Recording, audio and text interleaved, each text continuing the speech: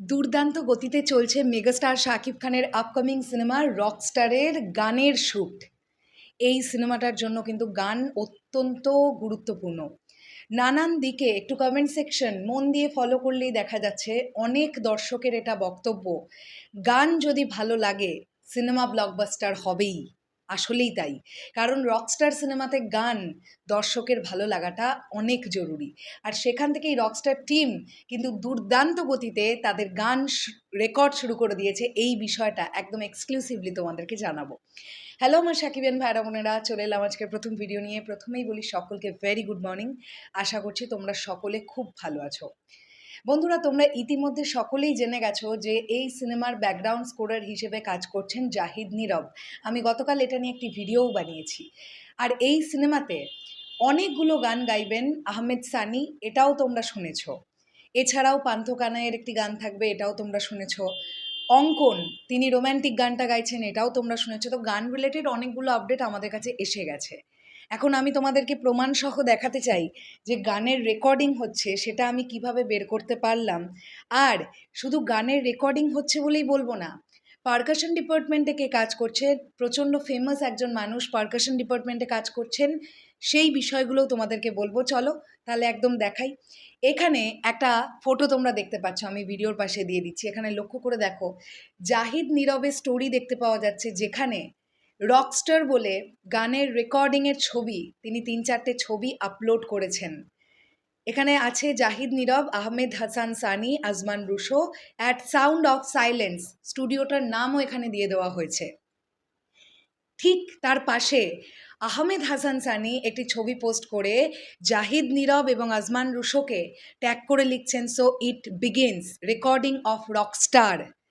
এখানেও আমরা সেম ছবিটাই দেখতে পাচ্ছি, যেখানে আহমেদ সানি তিনি গান রেকর্ড করছে। আর এরপরে যে বিষয়টা তোমাদেরকে দেখাবো সেটা হচ্ছে জাহিদ নীরব একটি ছবি পোস্ট করেন, যেখানে আমরা দেখতে পাই একটি স্টুডিওর মধ্যে, এই পার্টিকুলার স্টুডিওটার মধ্যে কিন্তু অ্যারেঞ্জমেন্ট হচ্ছে। এবার এই ছবিটা পোস্ট করে উনি লেখেন যে গেস হু। সেখান থেকেই আমরা কিন্তু দেখতে পাই পার্টিকুলার একজনের নাম, যার নাম Samiul Momit. I am very sorry, আমি প্রোনাউন্স করতে একটু প্রবলেম হচ্ছিল। সামিউল মমিত, যিনি কিন্তু একজন পারকাশনিস্ট কাম ড্রামার। আমি তার প্রোফাইল দেখলাম, আমি তার পেজ দেখলাম, তিনি বাংলাদেশের বেশ নামকরা একজন ড্রামার বলেই আমার মনে হলো। তিনিও কিন্তু রকস্টারে কাজ করছেন, পারকাশন ডিপার্টমেন্টটার ড্রামের পোর্শনটা মোস্ট প্রবাবলি তিনি দেখছেন। তো এই ব্যাপারটা কিন্তু জানতে পারলাম যে গানের রেকর্ডিং অলরেডি শুরু হয়ে গেছে। দেখো, স্ক্র্যাচ ফাইল অনেক আগেই রেডি হয়ে গেছে। যদি সেটা না হতো তাহলে মেগাস্টার শাকিব খানের কনসার্টের গানগুলো প্রথম দিক থেকে রকস্টার টিম শ্যুট করতে পারতো না। তো স্ক্র্যাচ ফাইল তাদের কাছে অনেক আগেই রেডি ছিল। এখন গানগুলোর রেকর্ডিং শুরু হয়ে গেছে, মানে ফাইনালাইজড হয়ে যাচ্ছে গানগুলো। আসল শিল্পী যারা যারা গাইছেন তাদের ভোকাল রেকর্ড করে নেওয়া হচ্ছে।